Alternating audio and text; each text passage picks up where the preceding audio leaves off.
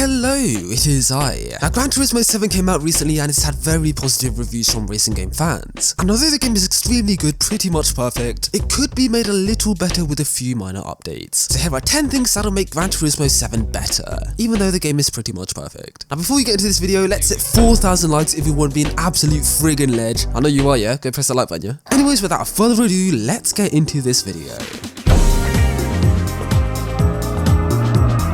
If you're a fan of the channel, then you may have watched this video where I recreated TJ Hunt's twin-turbo Lamborghini Hurricane in Gran Turismo 7. But there was one pretty major problem with that build, which was that you could not turbocharge the car, which absolutely crushed my dreams. Now I know you can never boost naturally aspirated cars in the Gran Turismo franchise, you can only upgrade the turbos or supercharge it if the car is already boosted, so why not have the option to actually turbocharge or supercharge these naturally aspirated cars? Now I know this takes a lot of time to do in real life, so why not charge a lot of money to do this? That way, if you want to turbocharge a car, we could pay a large fee and get a huge boost of power. No pun intended. Honestly, this feature would be incredible for people looking for a little extra power in their car builds, so I really hope that the developers could add this incredible feature in a future update to come.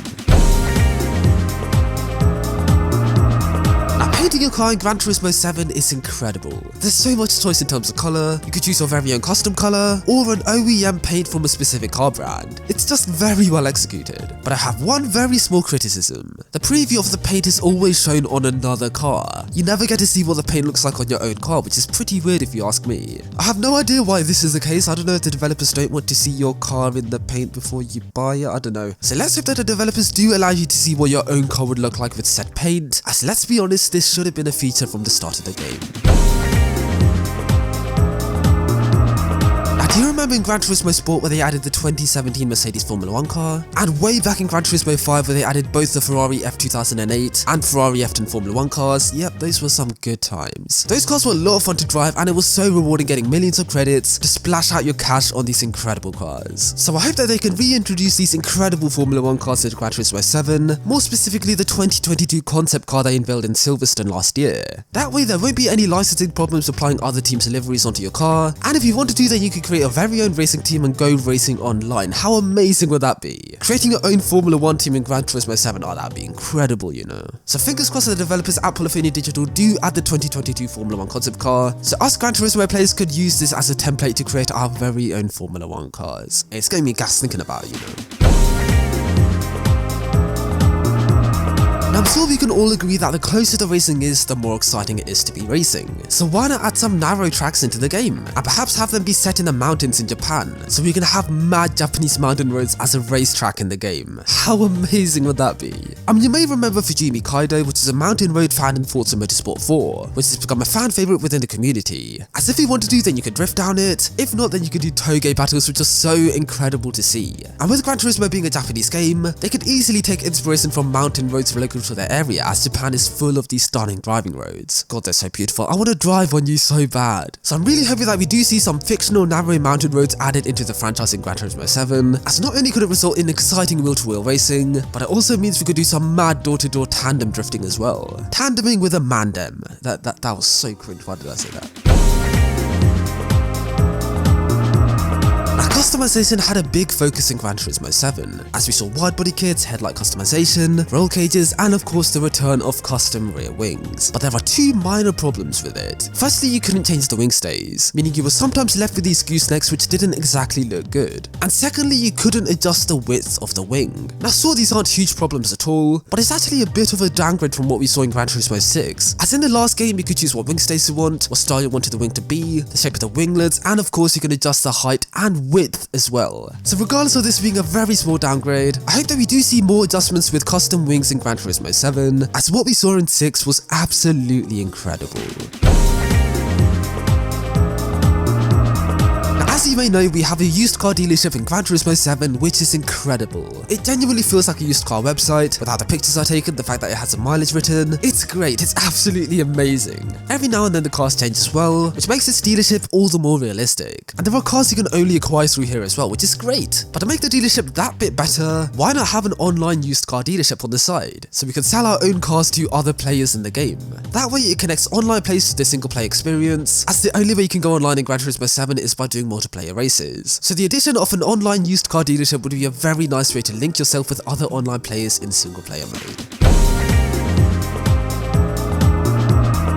As you may know, you can paint individual parts on your car a certain colour, like the trim, your door mirrors, the spoiler and bonnet, which is absolutely brilliant. But you can't paint it in carbon, which is pretty weird if you ask me. The only way you can paint these parts carbon is if you paint your whole car in carbon fibre, which I just don't understand. I mean, I doubt we're going to be seeing people paint their whole cars in carbon. The only reason you'd buy carbon paint is to paint small parts of your car in carbon. So it's very weird that you can't select these small parts to be painted in carbon fibre, and so I hope that sometime in the near future, an update comes out where you can actually paint intricate details of your car in carbon fibre, as it could look absolutely phenomenal.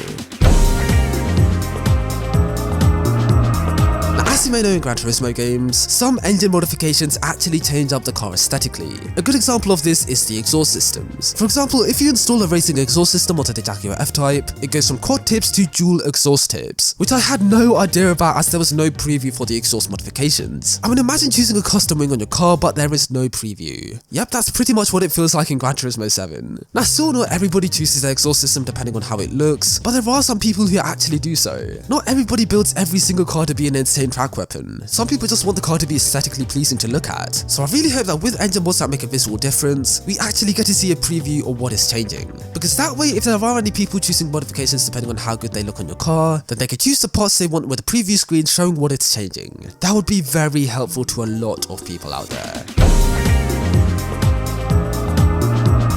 And you know how I spoke about wing adjustment being a small step back from what we saw in Gran Turismo 6? Well, there's another feature which was seen in GT6 but not in Gran Turismo 7. And that feature is aftermarket gauges. Yep, in this 2013 game, you could install interior gauges to a lot of cars. But 9 years onwards to Gran Turismo 7, that feature mysteriously just vanished, which is very sad to see. I mean, there's a section in GT Auto called Racing Items so you can install bonnet pins, a tow hook and even a roll cage. It would have been so fitting to have interior gauges as the fourth option in this menu. Honestly man, I love this feature in Gran Turismo 6, as it really helped to transform the interior of your car and make it feel like a race car. And with this insane customization in Gran Turismo 7, it would have been a cherry on top to see the return of aftermarket gauges. So I'm really hoping that these gauges make a return into the franchise, as in Gran Turismo 6 they were absolutely phenomenal. As you may or may not know, the Honda CR-Z was a very iconic car in Gran Turismos 5 and 6. In the games they were very nippy, they handled great, and they even had a touring car variant which was stunning, as it featured a huge wide body kit and the mightiest wang I've ever seen in my life. However, in Gran Turismo 7, the CR-Z is nowhere to be seen by the looks of it. So I really hope that they do add it so that I can recreate my car in the game, and so that everybody else gets a taste of what this amazing car is like in Gran Turismo 7 as well. Now I know this is a very selfish feature to ask for, but I just love to have my car in the game, I'm sorry. Oh, you made it to the end of the video! Well, thank you for being so patient. If you did enjoy the video, then you know what to do. Subscribe, we're on the road to 250k, we are so close and any help would be greatly appreciated. Thank you very much and I'll catch up with you guys very soon. Until next time, have a good one guys, stay safe, stay inside, until next time, cheers. My dineros, what I'm out to get, sombrero, I get hat and then I'm out again. Got an A1 Chica with a drive like a 3 litre, that's what she needs D4 like that.